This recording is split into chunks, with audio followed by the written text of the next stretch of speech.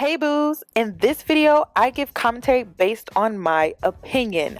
Nothing is to be taken as factual. We are just here to have conversation. We don't expose and we don't sip tea on this channel. I'm giving you real talk straight, no chaser. Let's see if you can handle it.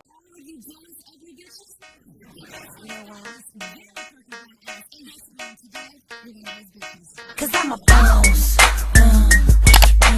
Oh, hell no.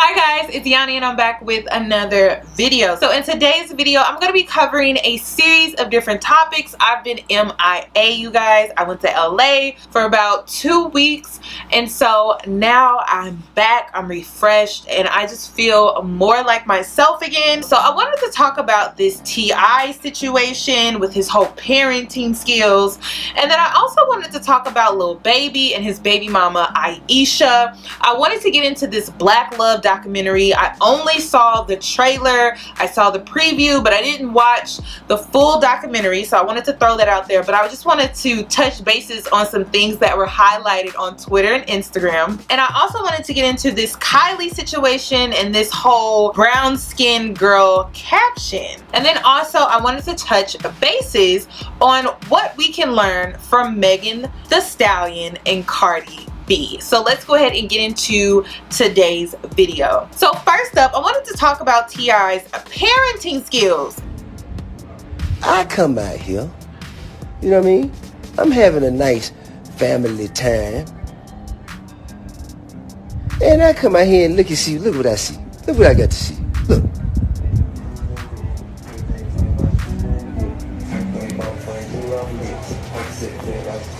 Man, what is you doing, bro?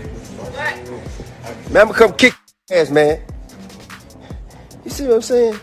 Hey, look, man. That's what I'm saying. He's sitting in the goddamn jacuzzi. I don't know what he doing, man. Look like he... What is he doing? Putting on for the ground, man.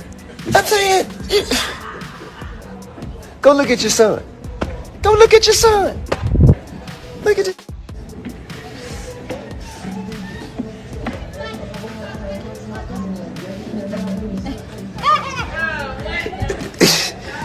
Man, I'm finna go kick this ass, man.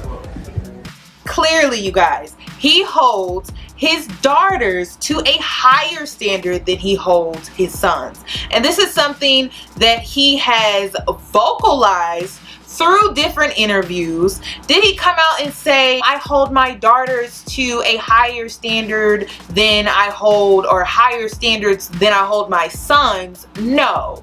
But through his rhetoric and his parenting skills, you can clearly tell that he holds his daughters to a way higher standard that he holds his sons. And that is a common issue within the Black community. We see this all the time. We see why women are out here taking charge and taking care of things, and we see why the men are slacking. I have to say slacking. And when I say men, I'm really referring to the males, okay? If you have graduated, okay, a Dusty can definitely graduate from being a Dusty to being a man. But there are some males, grown ones, walking around who don't know how to take care of business, and that's part of the issue. We see this with T.I.'s youngest son, King, how he's slacking with his parenting skills with his son, all because he's a boy, and that is part of the problem. We were told when we were younger, we heard the saying constantly, Girls just mature so much faster than the boys. where is the accountability in that? You're looking at a middle child, only girl. I was not the oldest, but I was running the household, taking care of my siblings as if I was the oldest. I was doing laundry, cooking and cleaning, ironing my father's clothes before work, while my brothers did absolutely nothing. I even cut the grass, you guys, but I enjoyed it because it was good exercise. And my father would make me cut the grass because he wanted me to know how to cut the grass. I mean, there were just certain responsibilities that I had that could have definitely been shared with my brothers, but They just didn't feel like it was necessary. And this is a common issue within the Black community. Why is it that women are groomed and disciplined so much more stricter than the boys? And I noticed that, you know, growing up within my generation, that was a common thing. And we see how these males are and how they slack and how they don't know how to initiate. They don't know how to take charge. They don't know how to be masculine for the most part. And I'm speaking on the males, okay?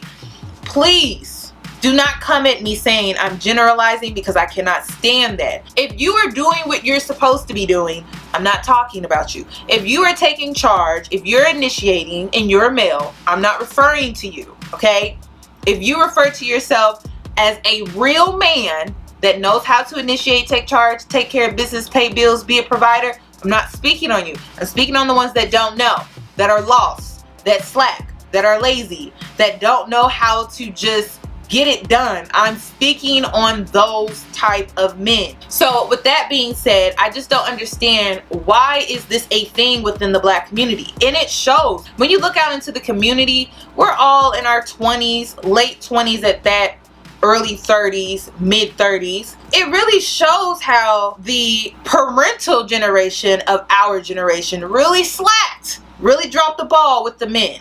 So you got all these self-sufficient, independent, 20-something-year-olds, 30-something-year-olds, Black women out here buying houses, starting businesses, investing, making investments, but then they don't have no men on their level. There's not a lot of men out here that's on their level. So this is why we see this. So Deja, T.I.'s daughter, is out here grooming herself to be this high maintenance woman, right? Because that's what he's grooming her to be. He's grooming her to be high maintenance. She thinks of herself highly. You know, she views her body as a temple. She's a virgin and all of these things.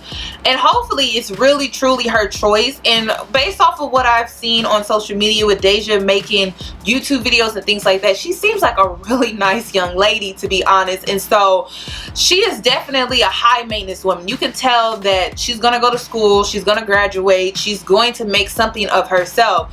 But what type of man did T.I. create in King? That's the question that I have. You created this phenomenal woman. Even with your crazy rhetoric and tactics that you used on your daughter, you created this phenomenal young woman. But what type of man are you creating in your son for whatever woman he encounters? That's a question that I have to ask. And this is the issue that I see within the Black community among Black fathers.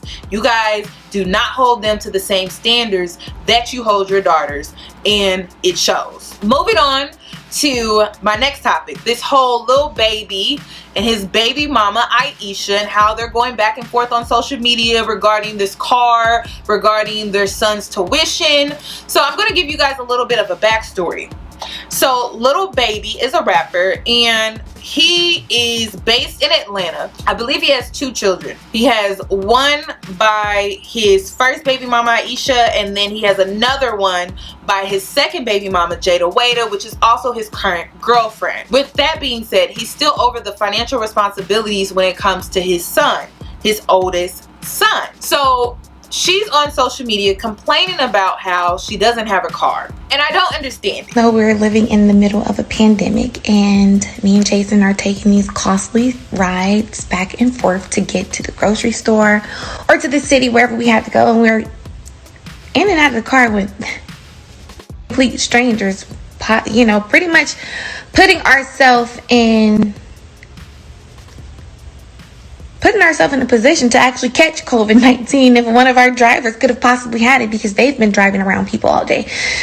Some of you may be looking at it like, well, you should get your car fixed, and that's fine, like, which is what I ended up doing. But at the same time, I'm like, do anybody look at it and be like, damn, Lil Baby, like, why are you being petty like this? And it's like he tries to be petty towards me, but he puts Jason in a bad situation. Like, even if you feel like Aisha, you don't deal with me no more, it's like Jason is in and out of Ubers, and you offered us a car for the second time 2 years in a row. I do not let, when he does petty, this. I don't let it get to me because I'm kind of used to it. Like, I don't know. So Aisha is basically blaming Lil Baby for subjecting her child to the pandemic, corona, and everything because she has to take Lyft or Uber to come and go because her car is not fixed. And the issue that I have, when did this become, this is not your husband, this is the father of your son. When did car issues and car problems become their responsibility?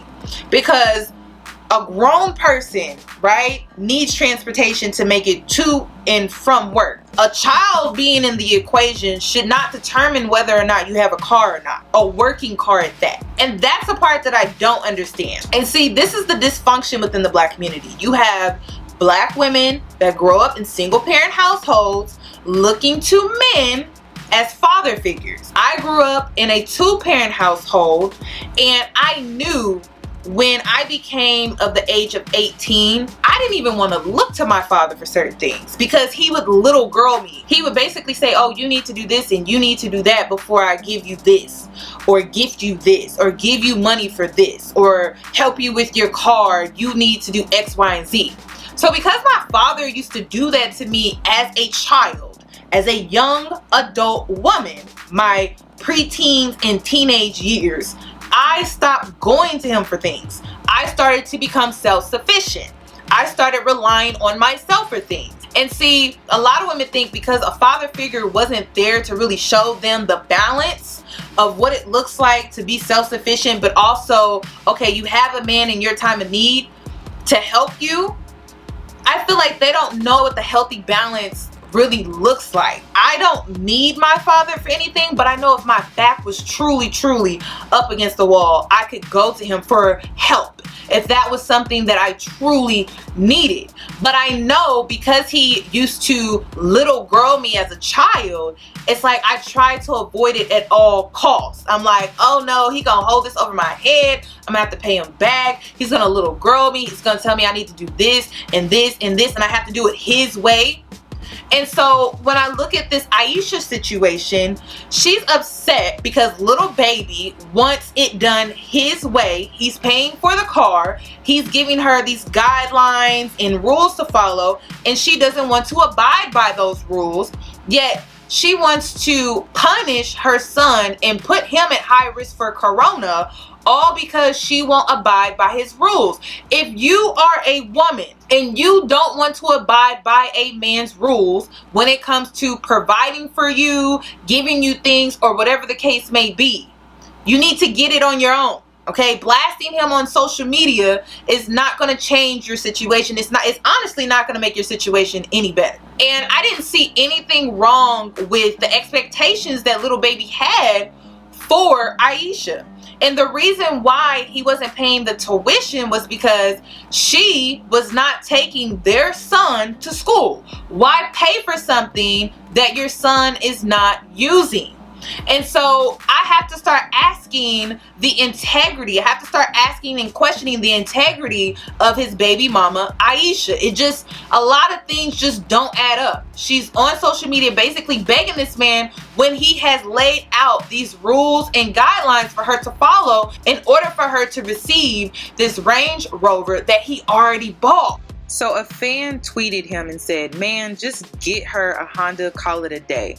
Then he responds, I bought her a Range Rover, but she ain't get it because she's irresponsible. She needs to get her priorities together. The car is sitting in my garage waiting on her. Then the fan responds again saying, not really. She said he ain't paid that child's tuition. He ain't give them the car he offered. She ain't say he was a deadbeat. By the way, she could just put him on child support and be able to buy her own car. I think kids' tuition and some help would be fair in this case. Cap, I told her I wasn't paying the tuition, but since she's lying on my name, I paid the tuition just to show y'all she not go even make sure the kid attends the classes. I ain't paid the tuition because she don't take him when she had a car. but tuition's paid now. What? So it's not that he doesn't want to give it to her. It's not that he doesn't want to provide for his son. It's just that he's asking her to abide by certain rules and obligations. And if you're not paying for something, it's simple. It's black and white. It's either you abide or you don't want to abide, so you get your own. You're either independent, self-sufficient, or you're dependent. There's no in between. So I don't see anything wrong with a man giving you rules, guidelines, and expectations to follow when he's providing for you.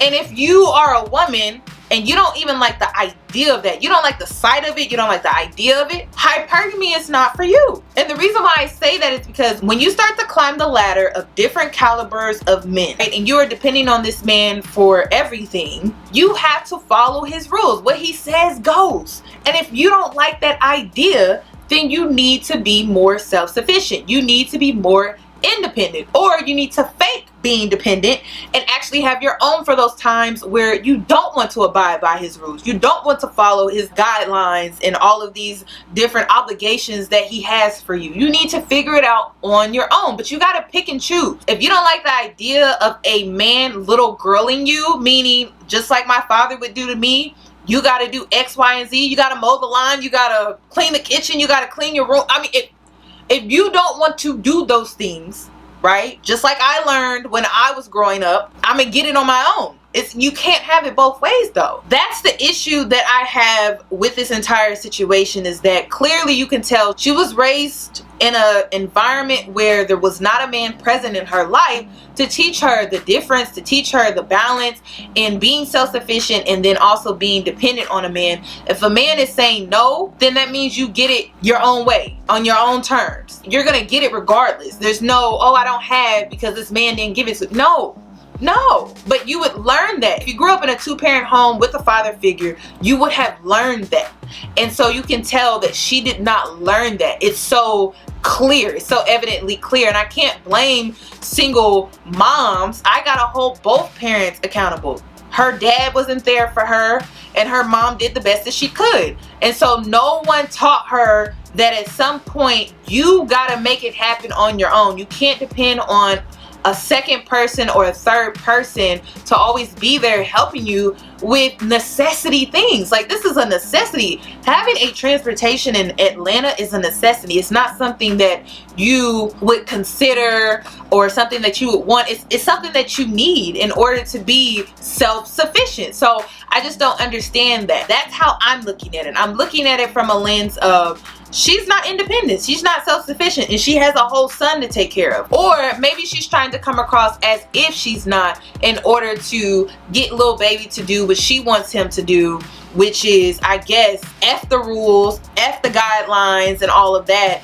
and she just wants the car. That's what I'm thinking this is all about. But I think Lil Baby is within good reasoning. I have to say, I'm not taking sides, but I think it's within good reasoning as far as what he's asking of her is not too much, and it's something that she can do, but she just doesn't want to do it because of her pride. And that's another thing. You can't be asking for things and have pride. So you need to pick your lifestyle. Either you want to be dependent, or you want to be independent, or you want to be in the middle where you code switch and you fake being dependent at times and then you're independent at times. Pick a lifestyle, because you can't have it all. You can't have it both ways. Either you need to get out here and make some money, or you need to follow his rules and his guidelines. Because if you're dating a higher caliber man who makes good money and you're depending on him for X, Y, and Z, this is normal. And because they make the money, they have majority of the control. And if you don't like that idea, that lifestyle is not for you. Another thing that I wanted to talk about, I came across this video on social media of this black man, once again, gaslighting dark-skinned women on this colorist attraction issue. Men in general go for attractive women, blood. That's it, bruv. So it don't matter if she's dark skinned, light skinned, whatever. Men want attractive women. Okay, so period. Can I ask you? I'm just being real. I'm saying one thing, yeah. A lot of times, yeah, when I go online and I listen to a lot of black women, you know, complaining, a lot of them are not even nice looking, bruv. Right. So that's not nothing to do with you being dark skinned. That just means you're butters. That's what it is, Right. bruv. Okay, let's say that's true. Because for the majority, let's say it's true, right? The issue that I have, though, is that black men don't understand that their attractiveness for women is being controlled through the narrative of mainstream media. So basically he's saying that black men will find you attractive if you're attractive, and he's saying that the women on social media that complain about how it's a colorist issue, they're just not that attractive, right? Gaslighting 101. But let's just pretend like he's right, okay? Let's pretend like he's right. The issue that I found within this statement was simply this: what black men find attractive is being controlled and narrated by mainstream media. Who is controlling mainstream media? White media is controlling mainstream media. This is why representation is so important, which I'm gonna get into here when it comes to this whole black love on. We're gonna get into that. But the issue that I found within this statement is that, okay, if that is true, why is it that when we look up, and this is where the gaslighting comes in, we only see lighter skin? We rarely see a dark-skinned woman, or when we do see a dark-skinned woman, she's not being represented in a feminine manner. She's masculated to the max. I literally spoke out about this with the Simone Biles situation. I said, why do they have her photographed like this? This is a fashion magazine. Why does she not have on any jewelry? Why is she not really in her feminine? I go to her Instagram, right? And I'm seeing how she's girly. She's very feminine. She takes on that energy on her Instagram. So why not portray that on Vogue, the front of Vogue magazine? Why not portray her in that manner as a more brown-skinned, feminine woman, right? Because white media doesn't want you to see brown-skinned women in a feminine nature, in a feminine manner. And this is why this whole feminine movement, which I am here for, is taking place. So when a black man goes on there and he says that, right, he gaslights the hell out of dark-skinned women. It's just very interesting because, like I said, what black men find to be attractive is narrated by mainstream media, which is controlled by white media, which shows that there is no real representation, healthy representation for brown skin and dark skinned girls. And that's the issue that I had with this statement. Stop gaslighting dark skinned women. I can't stand it when you guys do that, because if I can see it, you can see it. Come on now. It kills me when black men really try to turn a blind eye to this issue. Just own up to it. You're a colorist. You've been programmed. You've been brainwashed. Own it. Brown skinned girls are leveling up. They're not even checking for y'all no more, so it don't even matter. I don't like it when I see men gaslight women, period. I don't care what it look like, okay? Whether it's a colorist issue, emotional abuse, whatever the case, I just don't like that. So I'm gonna call it out every single time. And that video is definitely gaslighting brown skinned girls and dark skinned women. So just stop. Which brings me to my next point within this Black Love documentary that took place on OWN. The first thing that I noticed, I'm like, where are the brown skinned girls? Where are the aboriginals? Now, I call brown skinned girls, dark skinned girls, aboriginals, okay? They are the aboriginals of Mother Nature and womanhood. We all came from a dark skinned, brown skinned, black woman. So for me, it's like I'm always going to have this high level of respect for them, because without them, I would not exist. I would not be here. I would not exist. My ancestors are dark-skinned women.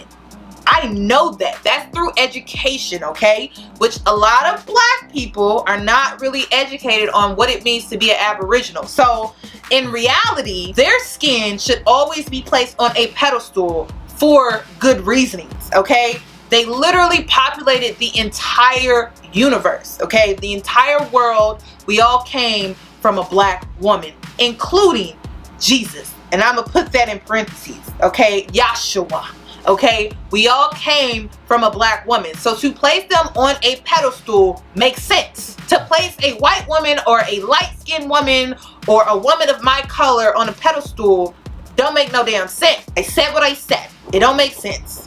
When it comes to this Black Love doc, how can you label it Black Love and then you don't have any Aboriginals, dark-skinned women, dark-skinned men on your platform in your documentary? It doesn't make any sense to me. I'm watching it, I'm like, well, where are the Aboriginals? Where's the blackity black love? Where is it at? Because I didn't see it. Queen and Slim did a better job. I just don't understand where was the black love. But at the same time, I kind of felt bittersweet about it because I'm just like, I watched this one little clip that went viral on Instagram and I said, oof, you know what? They don't need to be on this show. I said, they don't need to be on this show. Let's go ahead and take a look at this clip because y'all gonna just be like, what? There was a big infidelity in New York that took me 10 years to heal from. 10 years. 10 years. And we were going through the motions because with that infidelity, you don't want to wish it on your worst enemy. We had to experience murder through that. I was held at gunpoint with my own gun and watched the mistresses I was living with at that time killed in front of me, which she had to bear that burden too. Yeah. We lost our home to arson. Our home was burned down. Then an innocent person was killed rushing to the fire of our house burning down because of our mess. It was hard to get through. And we had some counseling and we thought that we were... She lost me when she said 10 years. She lost me. So what I got from this was that all of these lighter skinned women that are placed on pedestals are basically suffering at the hands of struggle, love, and trauma bonding. I mean, these are black women that are in relationships with black men that are literally suffering. A lot of us grew up watching our parents and their marriages and how dysfunctional it was because they basically are two broken people bonding through their trauma through marriage. That's not healthy, okay? When you enter a marriage, there should be two healthy individuals that have healed from their childhood trauma, which we as black people, we suffer a lot within our childhood because of our history. And so a lot of times we find ourselves normalizing dysfunction. We have mostly seen marriages that are actual trauma bonds. They're not healthy functioning marriages. I always tell people that marriage is not the problem, it's the trauma. And if you don't heal from it, if you do not seek professional help, because you need someone, you need a professional to sit you down and say, that was not normal,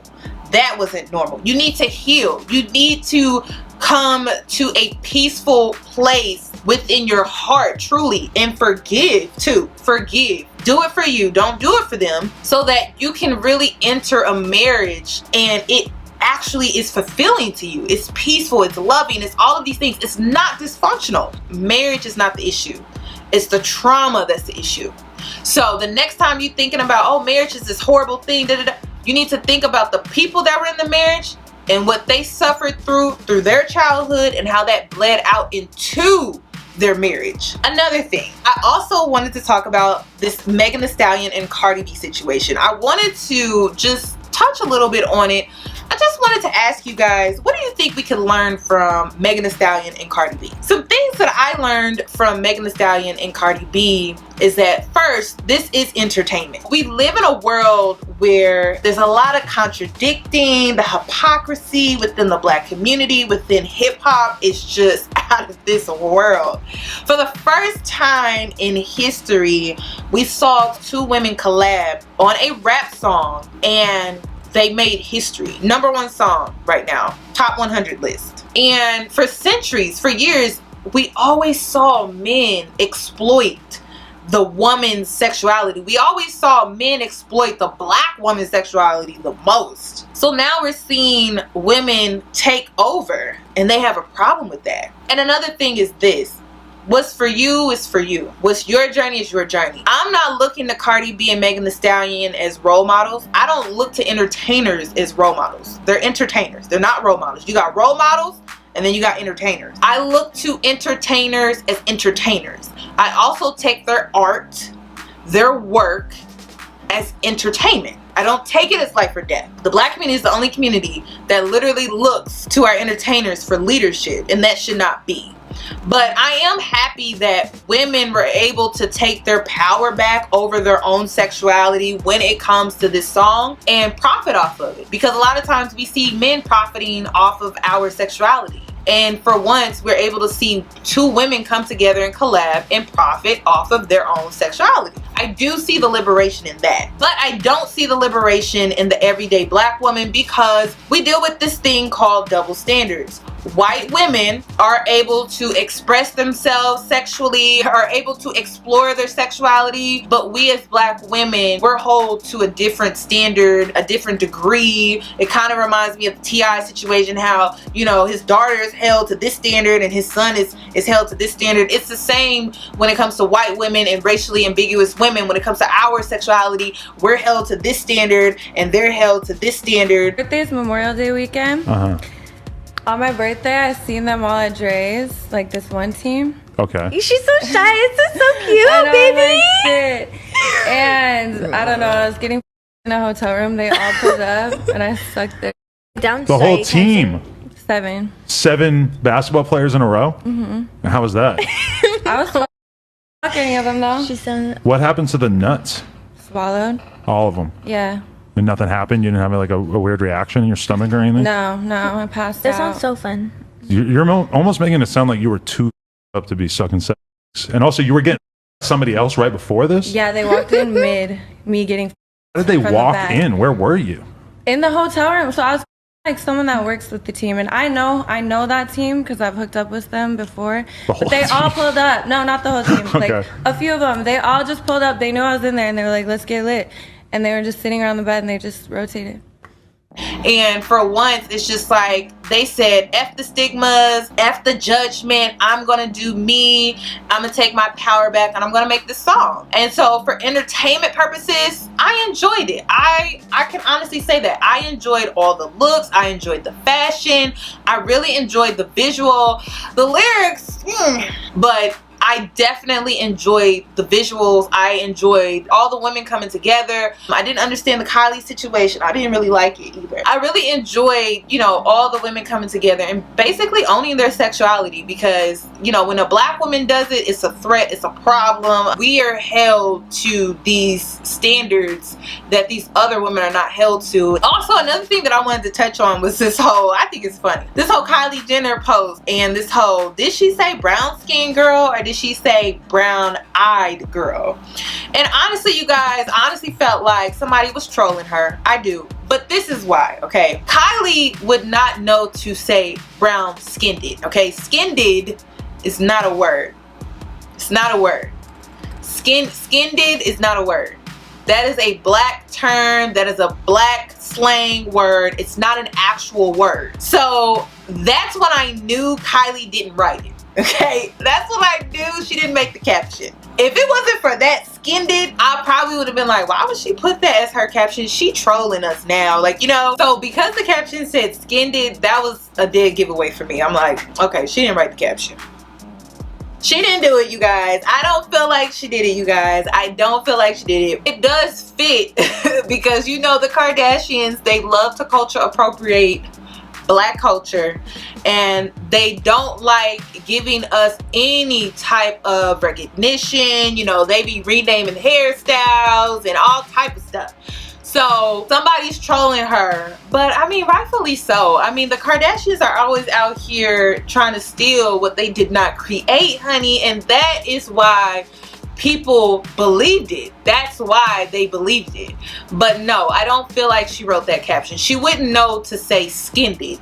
She would know to say brown skin, but she wouldn't know to say brown skinned, because that is just a black term, and that's a black slang that a lot of us have a bad habit of saying because we heard it a lot growing up. But at the end of the day, it's not an actual word, it's slang, and it just really showcases the issues that we have within the black community when it comes to colorism. So that's all that I have regarding this video, you guys. I would love your thoughts and opinions, so make sure you comment them down below, respectfully. And if you're new here, please subscribe, join the family. This is Real with Yanni, and I'll see you guys in my next video.